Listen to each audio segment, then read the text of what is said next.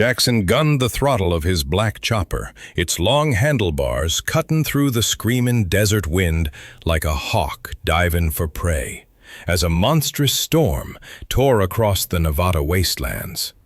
Sand stung his weathered face, slipping under the brim of his old cowboy hat, and lightning slashed the crimson sky, illuminating rugged canyons that loomed like silent giants. "Dang it all," he growled, his voice rough as gravel, barely audible over the thunder's roar. "Ain't no night to be roaming these lonesome highways."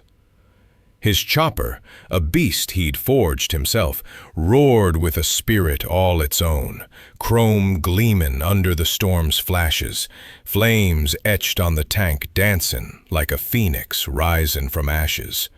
A mythic ride that echoed his own scarred soul. The scarred leather jacket creaked as he leaned into the wind, his eyes squinting through the dust, when a faint cry pierced the chaos, weak but desperate, like a lamb lost in the wild. Out yonder, near a crumbling mine shaft half swallowed by the shifting sands, a tiny figure stumbled, barely standing against the gale. Jackson skidded to a stop, boots crunching on the desert floor, and dismounted, his silhouette tall and ghostly under the flickering bolts. "Hey there, little darlin'," he called, his tone gruff but warm, like a fire in a cold night.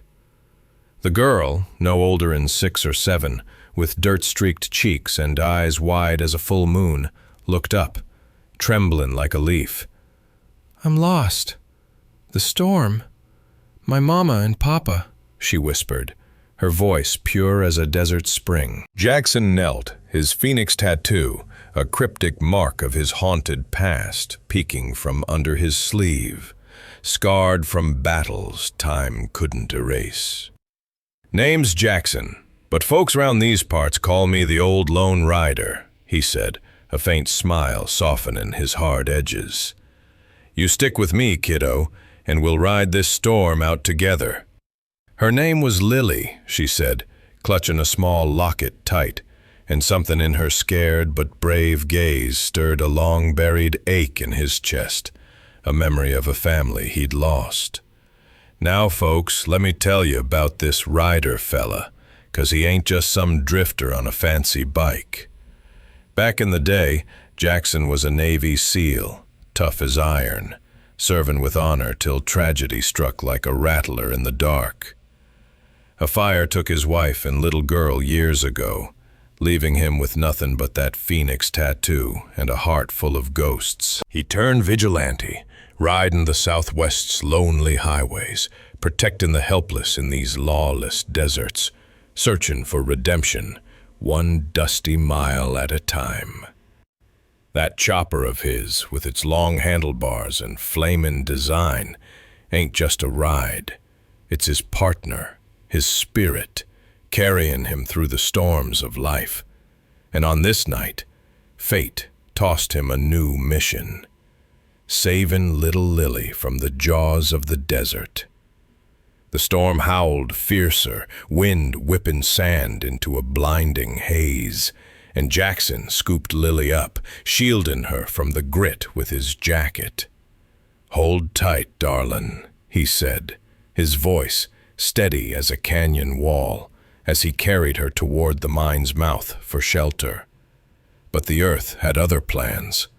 A low rumble shook the ground, and the mine's entrance groaned, rocks tumbling like a warning from the desert itself. "Move!" he shouted, diving deeper into the shaft with Lily in his arms just as the entrance collapsed behind him, sealing him in the dark. Dust settled and the air grew heavy with the smell of damp stone and old timber. Lily whimpered, clinging to his sleeve. "Mr. Ryder, it's so dark," she said, her voice shaken. He pulled a flashlight from his saddlebag, always ready that one, and its beam cut through the gloom, revealing jagged walls and puddles of water seeping from above. "Reckon we're in a pickle," he said, setting her down in a small cavern. "But I've been in worse. You ever hear a coyote sing, Lily?" She shook her head, eyes curious despite the fear. They sing to the moon, even in the worst storms. We're gonna be like 'em, tough it out till the light comes. He shared a piece of jerky from his pack and she nibbled it, a small smile breaking through. My papa says the desert's full of secrets, she said, clutching her locket. Jackson nodded, his haunted eyes softening. He's right, kiddo. And we're gonna find our way out of this one. But as they hunkered down, the storm's roar masking the world outside. Shadows moved in the nearby town, slimy folks with dark plans, eyeing the land where that mine sat, plotting to use Lily's disappearance for their own gain. And just as Jackson rigged a plan to climb out, a crack in the cavern wall gave way, water pouring in, trapping him deeper in the desert's unforgiving heart. The first rays of morning light broke through the storm's dying breath, painting the Nevada desert in fiery hues of crimson and gold, like a phoenix rising over the jagged canyons. Jackson, the old Lone Ryder, worked fast in the dim mine shaft, his scarred hands rigging a rope from the toolkit slung on his black chopper, parked just outside the collapsed entrance. That bike, with its long handlebars and flame-etched tank, sat like a loyal steed, its chrome catching the dawn's glow, as if it knew trouble wasn't done yet. "Hold steady, Lily," he said gruffly, his cowboy hat tilted back, voice echoing off the damp stone walls. Little Lily, the 6-year-old, with dirt-streaked cheeks and a brave spark in her eyes, clung to his leather jacket, her small locket glinting faintly. "Mr. Ryder, you sure will get out?" she asked, her voice soft but steady like a desert breeze. "Reckon I've climbed out of worse holes than this, darlin'," he replied, his phoenix tattoo flexing under his sleeve as he hauled the rope tight. He'd been a Navy SEAL once, fit as ever at 60, and that trainin' kept his muscles taut, his mind sharp. With a grunt, he hoisted Lily up through a narrow gap in the mine's ceiling, her small frame slipping through to the surface, where the desert stretched endless, cacti standing like silent sentinels, wind whipping sand across lonely highways. Jackson followed, dusting off his scarred jacket, and they stood blinking in the sunlight, the air thick with the scent of sagebrush and wet earth. "You're a tough one, kiddo," he said, ruffling her hair as she beamed, her innocence tugging at the ghosts in his heart. They mounted his chopper, its engine roaring to life like a thunderclap, kicking up a cloud of dust as they tore toward the nearest ghost town, the vast landscape unfurling, rugged cliffs carved by time, a distant neon-lit diner flickering like a dying star. "We're gonna find your folks, Lily," Jackson promised, his voice firm as granite, though a shadow of his own lost family lingered in his eyes. But trouble was brewing faster than a desert storm. In a dusty motel on the town's edge, a gang of no-good roughnecks huddled round a table, led by a slick-talking snake named Slade, his eyes cold as a rattler's. "That old mine's sitting on land worth a fortune, oil, maybe gold," Slade sneered, his voice low and menacing. "We spread word this Ryder fella snatched the girl, and her parents'll clear out, leaving the claim to us." His men nodded, their boots scraping the creaky floor, plotting to turn the town against the lone vigilante. Meanwhile, Jackson pulled into that diner, the neon sign buzzing like a trapped fly, and helped Lily off the chopper. "Howdy, ma'am," he said to the waitress, ordering a stack of pancakes for the girl. Lily giggled, her fear easing as she poked at the syrup. "Your bike's like a magic horse, Mr. Ryder," she said, her eyes bright. He chuckled, a rare warmth cracking his gruff exterior. "Built her myself, darlin'. She's carried me through some dark times." His gaze drifted, haunted by memories of a fire that took his wife and daughter, the pain mirrored in Lily's own loss, her grandma, gone last year, she'd said, touching that locket.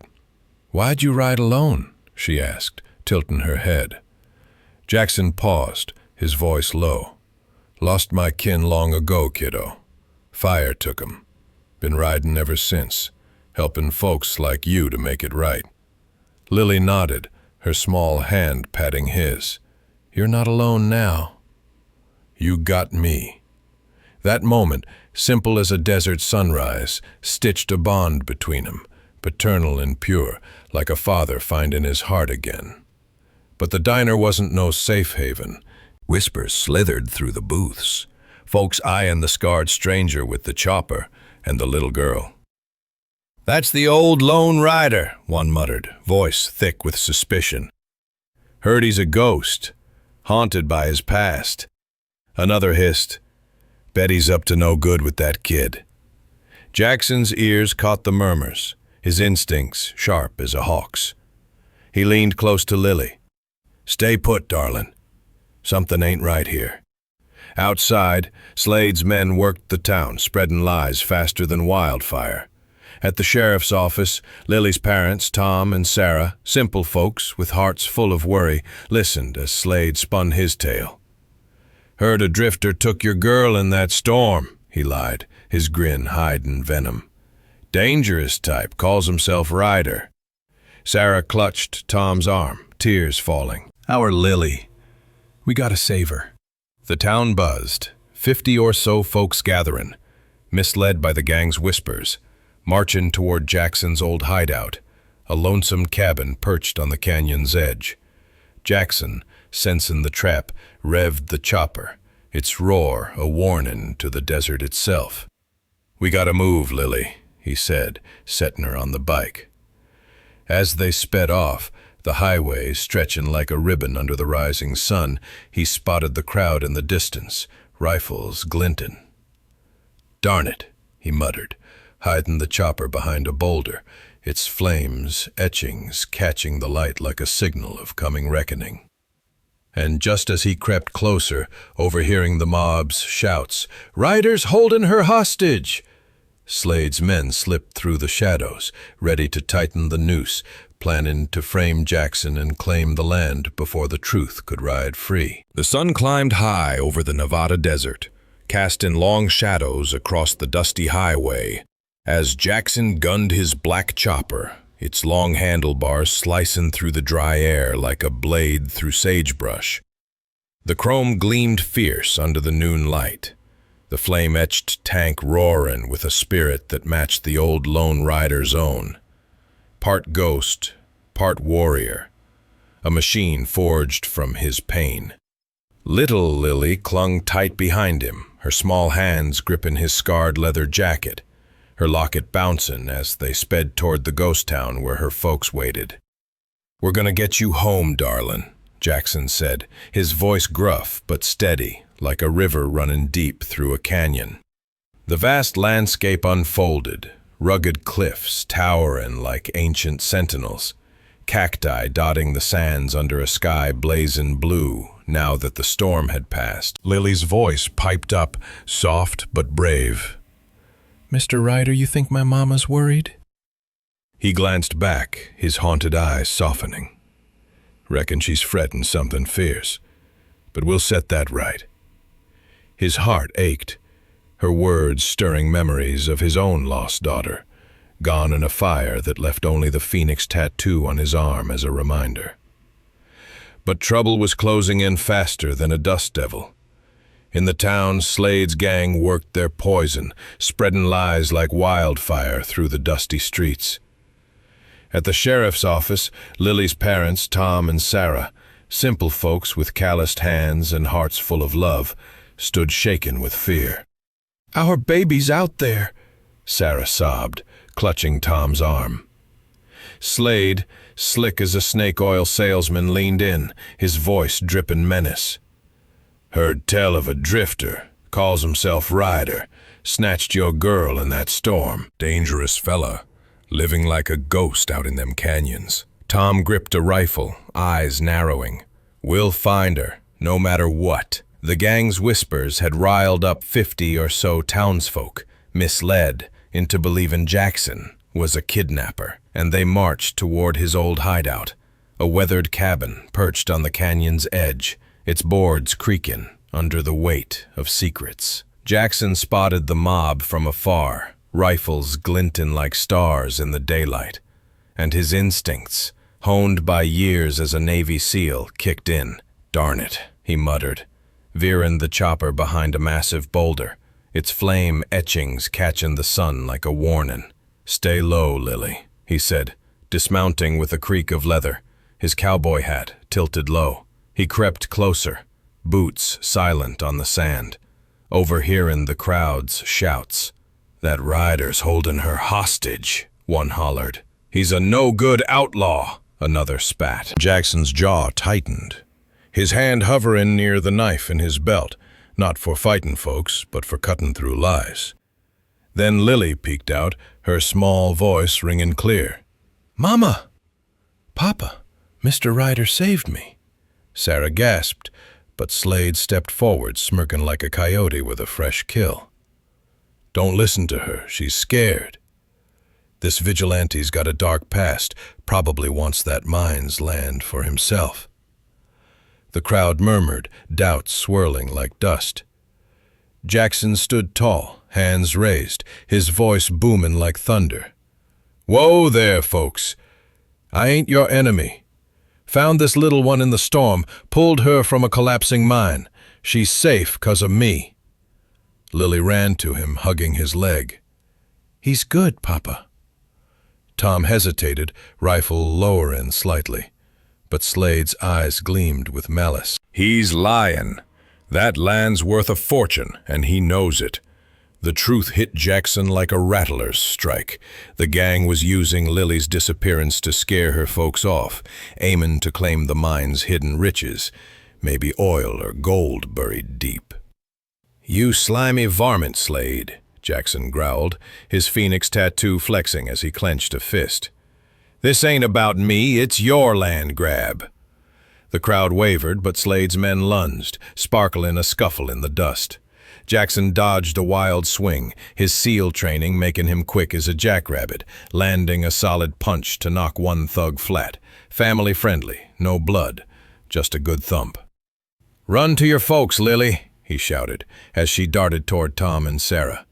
But Slade grabbed her arm, his grin cold as a desert night. "Not so fast, little miss." The air crackled with tension, and in the distance, Jackson's chopper roared to life, as if sensing the fight, its chrome glinting like a beacon of reckoning waiting to charge. Dust swirled like a living thing as Jackson whistled sharp, calling his black chopper like a cowboy summoning a stallion, its long handlebars gleaming under the desert sun, flames on the tank flaring as if the phoenix itself was rising.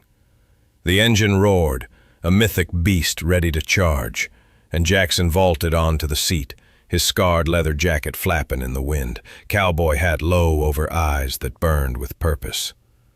"Get away from her, Slade!" he bellowed, throttling toward the fray where the corrupt gang leader held little Lily's arm. The canyon's edge loomed, rugged cliffs towering over the ghost town, the air thick with sagebrush and the tang of coming rain. 50 townsfolk froze, rifles wavering as they sensed the truth shifting like sand. "He's saving her," a woman shouted, doubt crackling through the mob. Jackson's chopper weaved through the crowd, its roar drowning out Slade's lies, long handlebars giving him leverage to swerve like a hawk diving through a storm. Slade's men fired pops into the air, family-friendly shots, no harm done. But Jackson ducked low, the bike's chrome flashing as he knocked one thug off his feet with a swift skid, dust billowing like a curtain. Lily broke free, sprinting to her parents, Tom and Sarah, who dropped their weapons, tears streaming as they hugged her tight. "He protected me," Lily cried, pointing at Jackson. Tom stepped forward, voice shaken. "We were wrong, stranger." "Thank you," Sarah nodded, clutching Lily.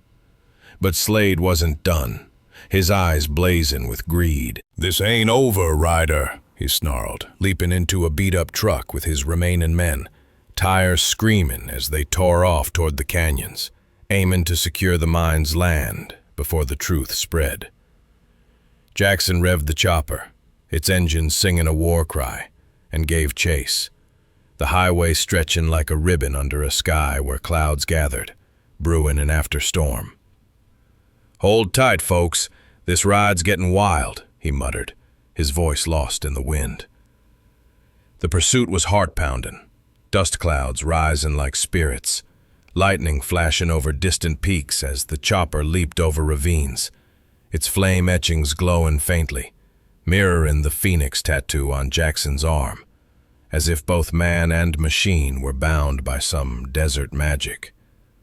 Slade's truck swerved, kicking up gravel, but Jackson's SEAL instincts kept him close, dodging debris with the bike's agility. The mine loomed ahead, its mouth a dark scar in the earth, and Jackson cornered Slade at its edge, cutting off the truck with a daring skid.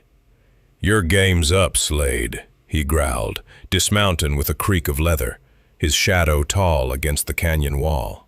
"That land belongs to the people, not crooks like you." Slade lunged, swinging a pipe, but Jackson sidestepped, landing a clean punch that sent the gang leader tumbling into the dirt. Family-friendly, just enough to end the fight. The townsfolk, now seeing the truth, swarmed in, tying up Slade and his men, their lies crumbling like dry sand. Lily ran to Jackson, hugging him tight. "You're like a grandpa to me now," she said, her eyes shining. Jackson knelt, his own eyes misting, the pain of his lost family easing in her smile. "Reckon you've given me a new start, darlin'," he said, his voice soft as a desert dusk. Sarah wiped tears, her voice warm. "You brought our girl back, Ryder."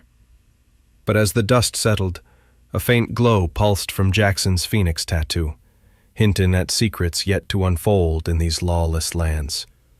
As the chopper's engine rumbled low, ready for the next ride.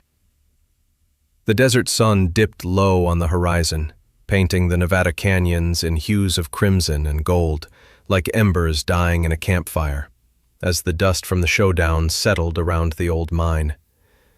Jackson, the old Lone Ryder, stood tall amid the gathering townsfolk, his black chopper parked nearby, its chrome gleaming soft in the fading light, flames on the tank flickering as if whispering tales of the ride just ended. Slade and his gang were roped up tight, their land-grabbing schemes crumbled like dried tumbleweeds, thanks to the truth spilling out like rain after a drought. 50 folks cheered, slapping backs and hollering, hailing Jackson as the hero who'd ridden in like a ghost to set things right.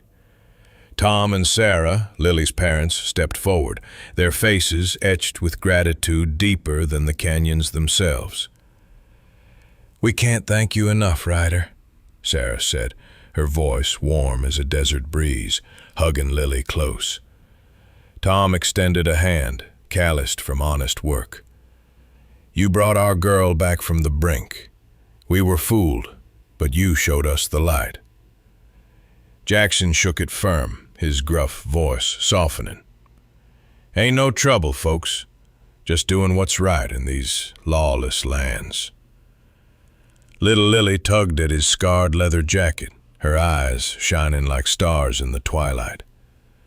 "Mr. Ryder, you gonna stay?" she asked, her locket catching the last rays. He knelt down, his phoenix tattoo peeking from under his sleeve, a cryptic mark that seemed to pulse with the day's reckoning. "Lost my own family once, darlin'. A fire that haunts me still. But protecting you, it's like rising from them ashes." His eyes misted, the haunted vigilante finding a spark of redemption in her innocent smile. Sarah smiled through tears.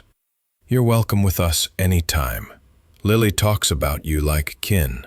Jackson nodded, a rare grin cracking his weathered face under the cowboy hat. "Reckon I ain't riding alone no more. I'll stick around, watch over y'all like a guardian hawk." The family pulled him into an embrace, heartwarming and pure, under the vast desert sky where rugged cliffs echoed with new hope and the wind carried whispers of peace. The chopper sat sentinel, its long handlebars pointing toward the horizon, as if approving this new chapter. But as the stars began to wink overhead, painting the night in mystery, Jackson's tattoo glowed subtly once more, a faint, ethereal light hinting at shadows yet to come in these endless wastelands, future threats lurking like coyotes in the dark. And there you have it, folks, the tale of the old Lone Rider, who found redemption in saving a little girl from the storm's fury and a gang's deceit. Y'all subscribe and ring that bell, 'cause the desert's fixin' to whisper more tales of lone riders, heartfelt bonds, and riding into the unknown.